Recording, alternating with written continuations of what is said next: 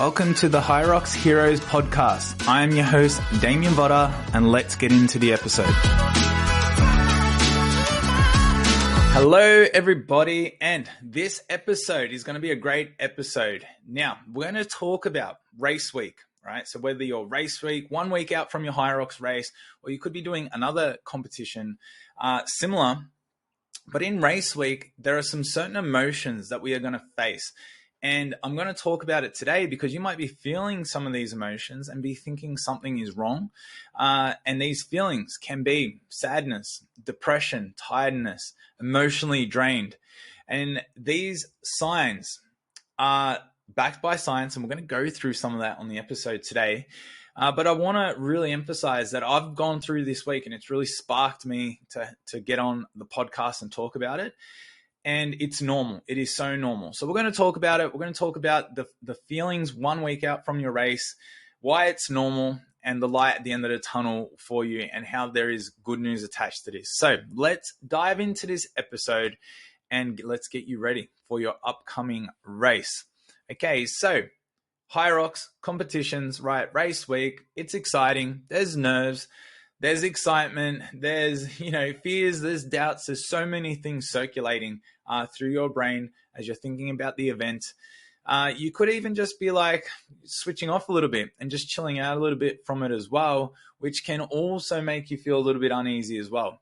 So everyone deals with it in different ways. But the one thing is think about just all the training you've done, how hard you've been pushing, how long you've had this goal in mind.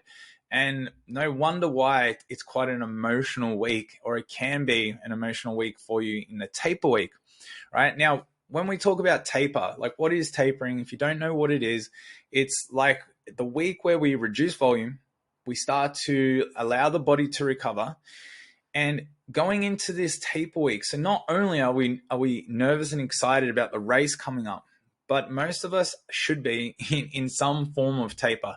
I don't think anyone is going to be training flat out up until race day. We've got to allow the body to recover. And it's this taper effect, right, that starts to trigger all of these emotional responses. And we're going to explain why this is the case. So we're going to understand a little bit of the science behind it and how it's totally normal. So when we're thinking of the taper, what is the taper and why does the taper even matter? All right, so definition of tapering is reducing training volume before a competition to allow recovery and optimal performance. Optimal performance sounds amazing, right? For the race, we want to be at that peak state.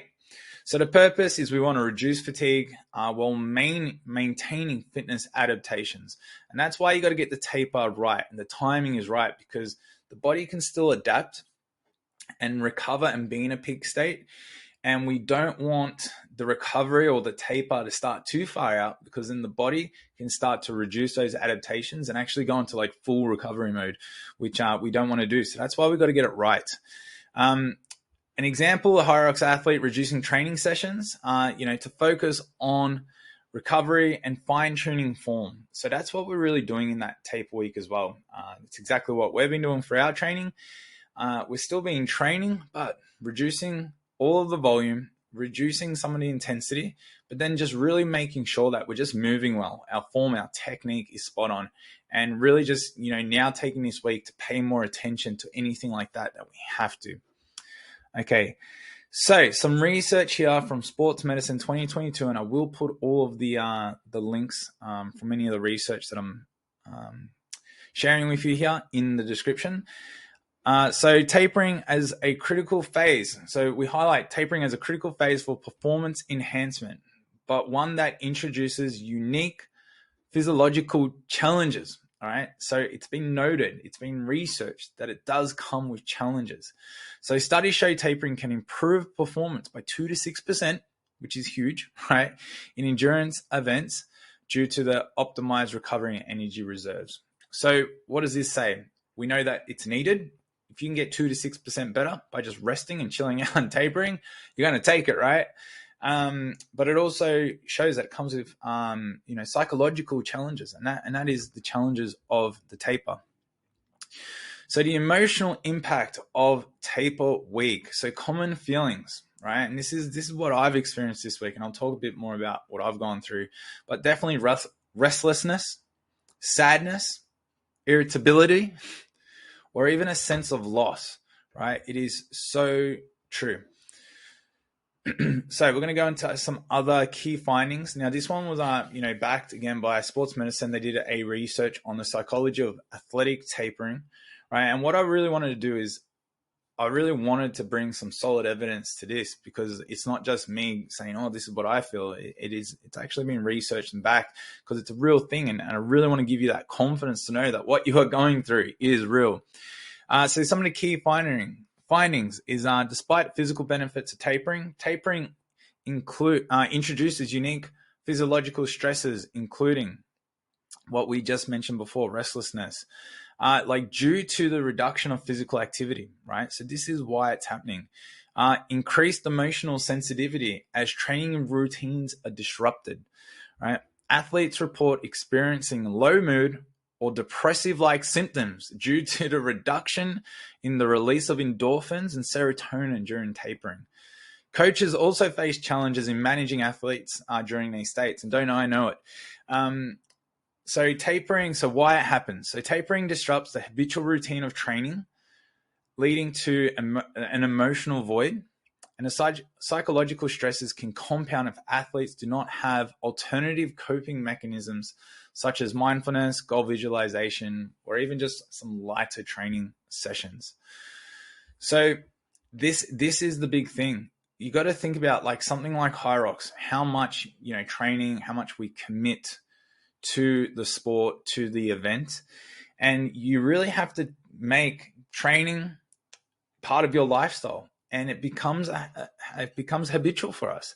And like, even for myself, like, since January this year, so we're in December now, we've been so routine. Me and the training crew, me and my HYROX partner, we have been so routine. And in taper week, right? So I've done 3 events this year, 3 taper weeks.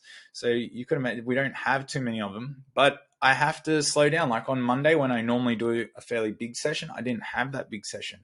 And this is when those emotions, like my body was just like, what's going on? This isn't normal. And like, I was emotionally sensitive. I was definitely short fused, and there was definitely a sense of like, where am I in this world? What's going on right now? And then you start to compound it by thinking about the event as well. And then you start going, oh, is my weight right? Am I performing well? What's the event going to be like? It's too far away. You get too excited, all of these sorts of things. So there's a role to play. So this was also by Neuroscience News, how regular physical activity enhances brain function and mood. So this was done by the University of New South Wales. But the key findings was exercise increases the level of neurotransmitters like serotonin, dopamine, and I can't even say it, a long word, all right? These neurotransmitters are directly linked to mood enhancement, stress reduction, improved focus, and cognitive function. During tapering, the reduced exercise load leads to a drop in these neurotransmitters, all right, resulting in increased irritability, difficulty concentrating, feeling of sadness or lack of purpose. The phenomenon is often referred to as withdrawal from a runner's high. So in the brain, and this is what's happening on a neurotransmitter level. These hormones are not being released into the brain. And that's also, if we think about it, that's what's so great about exercise, and why, these events are great if they get you moving, or if you've never trained or done so much exercise in your life. That's what's amazing about going for an event. But we just have to understand, for that 1 week, for those few days, right, we are going to have this reduction in this. And for many people who are well and truly, addicted to exercise, we understand that whenever we go on holidays or we have events like family events, which take us away from our training, we can experience all of this. So in taper week, you are exactly going to be going through these emotions. Point 3 I got here. So this was from the Journal of Behavioral Addictions 2021. The exercise addiction and mood dysregulation, right? So study here. So key findings, athletes often become psychologically attached to their exercise routines. Tapering can lead to a sense of loss described as withdrawal symptoms. Symptoms include increased anxiety or agitation, depressive feelings, especially in individuals who use exercise as a primary coping mechanism for stress. Suggests the need for alternative strategies during tapering, such as mindfulness exercises, structured goal setting to fill these emotional voids. So this is like, goes beyond just like taking a day off or a bit of rest. For a lot of us, and don't get me wrong, like a lot of people in this world, we're addicted to a lot of things. Exercise is an addiction. And most of the time when you see people who are really good at exercise and the top people, we have an addiction. Absolutely. Now, the thing about addictions is obviously you'd want to have addictions that promote health and that promote, well-being in you, versus addictions like alcohol, gambling, or other things like that. So addictions, we all have them, and we all have them in our ways. And you have to recognize as well, like, are you addicted to exercise? And I think there's like, we have small addictions, and then some people have like, those people who are just like, it's almost a problem how addicted they are. And there's plenty of people like that in the fitness space as well, that, almost their addiction to exercise can almost become harmful. So we have to understand that, if this is a key value in your life as well, if this is something that you really matter and something that's really a part of your life, you have a level of addiction there. So taking that away in Taper Week.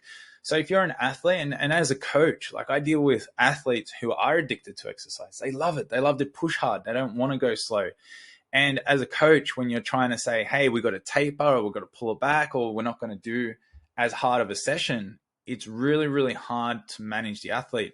And hence why today on this call, like I'm really wanting to come to you with some research and to explain it, because if I was just here just saying, hey, like this is why you feel it and you should, it's okay. These people who are addicted will bypass that. They will go, yeah, no, but it doesn't apply to me.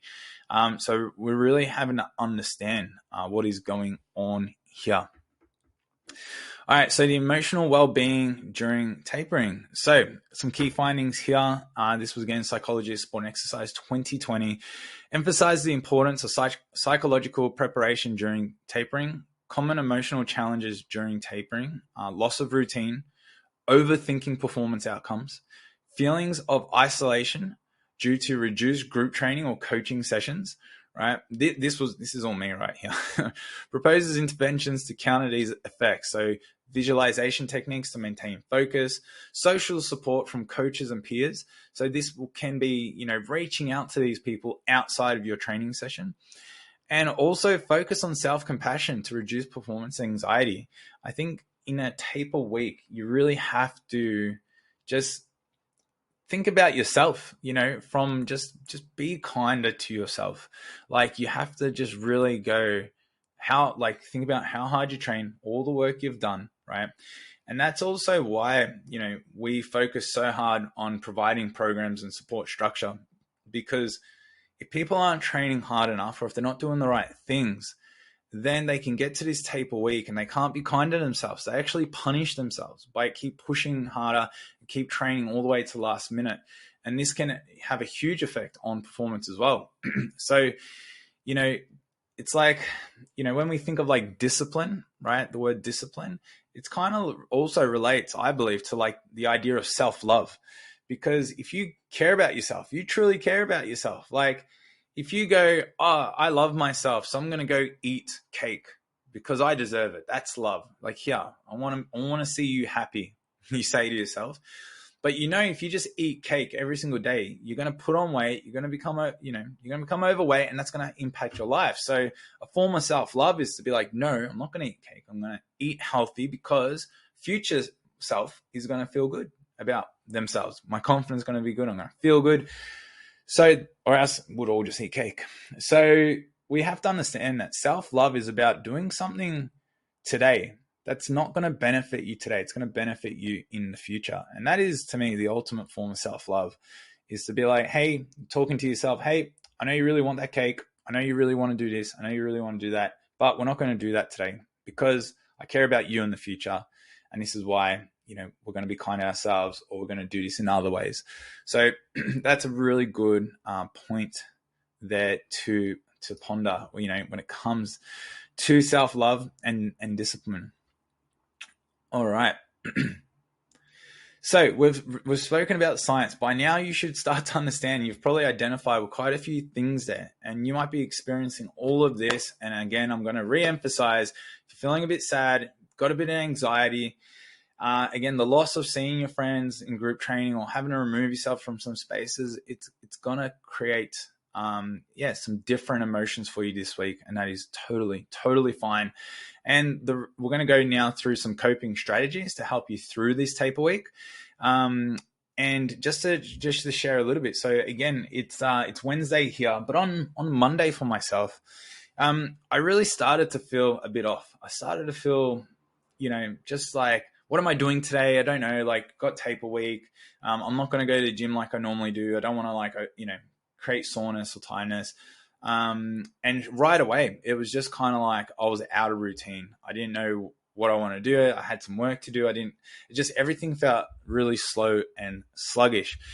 It was yesterday, so Tuesday, that I actually had a really rough day. Like, everything around me was fine.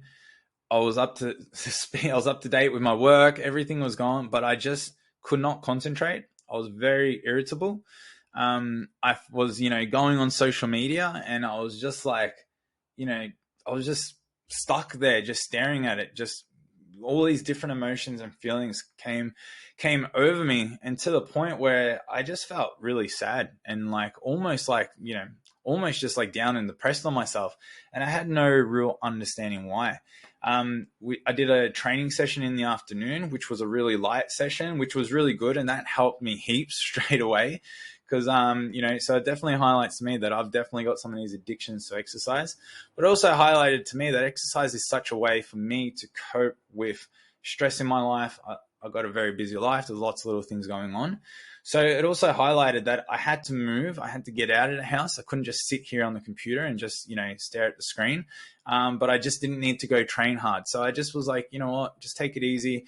I went, did a light session, went for a bit of a walk, got a coffee. I spoke to my partner. My partner was really there to support me. She listened, and, I got it all off my chest. I just had a little rant, about how I was feeling. And she was just really there to instill some kind words into me. And, I thank her so much. And I really think that you need to not just bottle it up into yourself. You need to really just, go catch up with a friend for a coffee, go for a walk with someone, speak to your partner, and just express it. Because when you do express it, you realize it's not actually that bad. But also, it's just you're just dealing with the emotions, right? And you just need a bit of time to go through. So funny enough, it's Wednesday now. I did my last Wednesday run. Again, felt really good from it. But now I'm feeling good. It's like I had, when you don't have enough carbohydrates, and they say you're hangry, and then, you just go get some food. I feel like that. I feel like now I'm over the, HYROX is so far away, but so close. Now it's Wednesday. Now I'm actually getting excited for the event. I'm feeling really good about it. I did my last little run. So, now it's kind of like, okay, the big events coming up now. But yeah, so what we're going to go through some other coping strategies. So, and this is what I really promote too with people, is we really want to try stick to the normal routine of training. We don't. So even though, yes, we're reducing volume, we're reducing intensity, but you still, if you normally go to the gym on a Monday, you sort of still want to go to the gym on Monday. Or you might go for a walk, but sort of around the same time, and keep that same routine, right? But obviously you're just going to modify it for your taper. Practice mindfulness. So meditating is something that I love to do. And if you don't meditate, you should really get into it. There's lots of apps, there's YouTube, there's all sorts of ways that you can do it.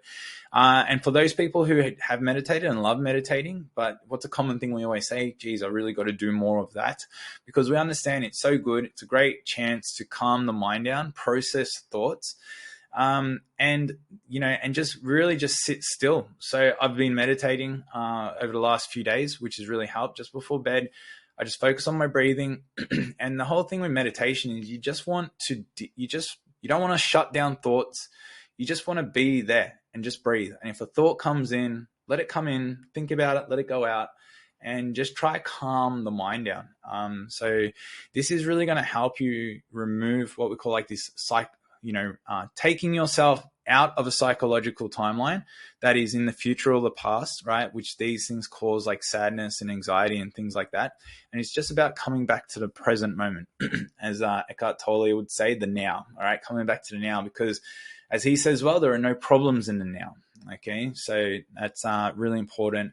And so it even says here, Journal of Sports Psychology 2019, mindfulness practices have been shown to reduce performance anxiety by 20 to 25% in athletes, which is huge.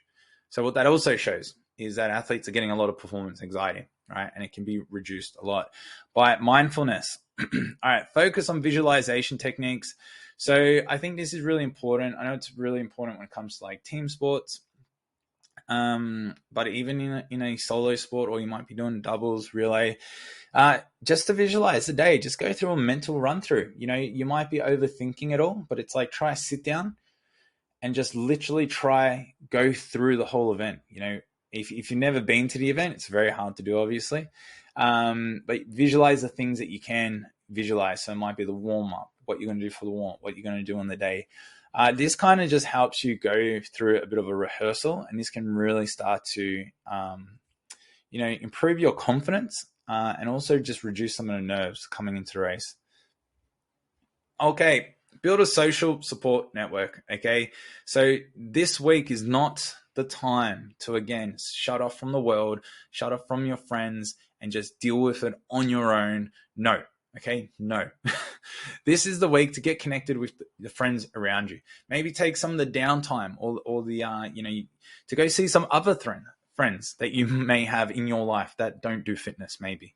No, we don't want to deal with those people. We only want to deal with the fit people in our life. No, joking. What I'm trying to say here is take this time just to connect with people, because you're going through emotional challenges. You're going through loss. You're going through anxiousness, and you just need to maybe talk to people. Maybe someone who, has no idea what HYROX is, and you can just tell them all about the event, as I'm sure we do. So this is just a really great way to just, again, remove that anxiety, remove that stress, and just to, again, have some fun. One of my good friends, actually, Liam Heine and his wife Holly Heine, CrossFit Games level athletes. His wife has gone to the games several times, and they just came back this year from competing. But he made a note. Now their whole team, they went on teams, so their whole team is very high level, very professional. And he gave me some advice coming into the last HYROX, and he goes, you just, like, when it comes to race week or it comes to competition week, he's like, you just want to do feel good things. You want the week to feel good. You don't want to go and do hard things, right?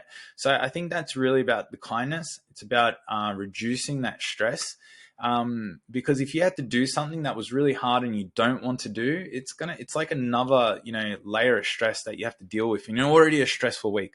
So just be kind. Like, if you're like, I don't want to go to the gym today because I just don't want to go on the bike and be on it for 30 minutes because my coach put 30-minute bike there. Well, it's like, if that's causing you more stress, just go do something more pleasant. Go for a walk, go for an outdoor bike ride, or do whatever it is that it makes you feel better, because getting you mentally in the right state can have better effects for you. Okay, so last one here. So nutrition and rest. Okay, so if you're struggling with energy and you're a bit tired this week, it's like, take the time, like, go chill out, like, put a movie on. If you really want to fall asleep really quickly, put Tour de France on. You'll fall asleep really fast. Get some extra sleep, because you'll be amazed. Getting an extra hour or two, or a nap, 20-minute nap here and there, is going to make you feel like a totally new person.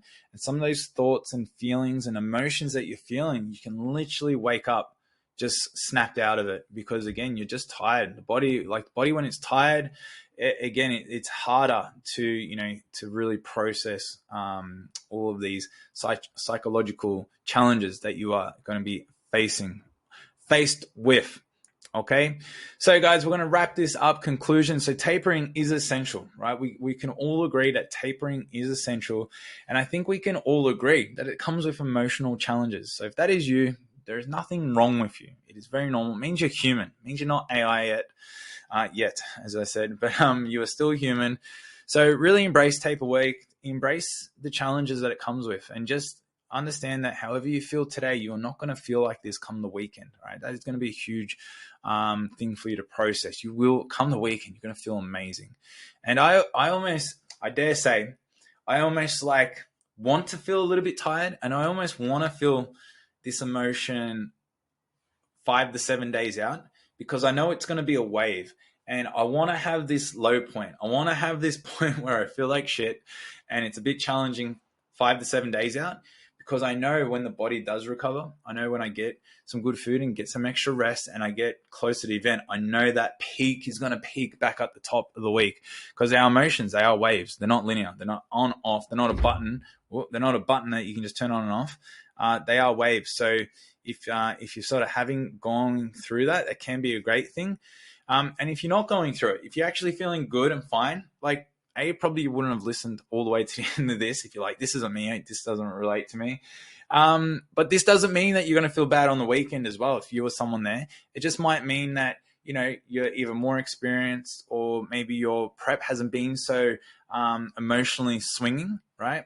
It means you're maybe handling it better than some, which is really good signs as well. But yeah, it's a good sign. And maybe to the degree that we go through, maybe a little bit of anxiety. You don't need a lot of anxiety. You don't need to be one extreme. You can have it a little bit, but sometimes those people just, they can think about it and just pull themselves back into normal. So I think everyone is going through a similar thing, similar wave, just the degree of it, right, is going to be different. So, all right, guys.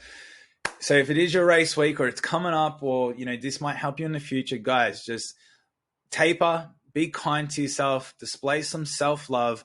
If you want some more insights and tips, and if you want to reach out, if you want to talk with me and ask me questions directly, we have our HYROX Heroes free community that you can get involved with.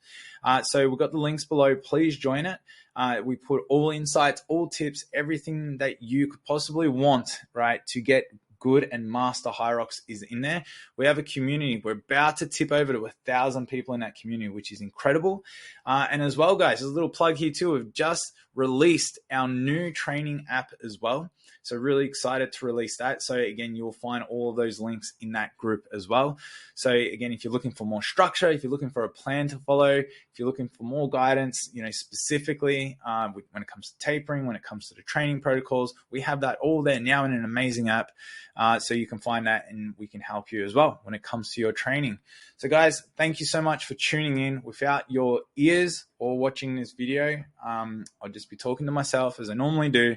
So I appreciate all of you guys, and I hope to see you at HYROX in Melbourne, or another HYROX. We're going to be in New Zealand in February, and then hopefully some exciting news. Hopefully even myself or some people in coaching. We're going to be in World Championships, so I might be in Chicago real soon. So all right, guys, if you do see me, please come up to me and say hi. I love it when I meet new people and meet, people who support us. So please do so. Guys, ciao, arrivederci, and we'll see you very soon.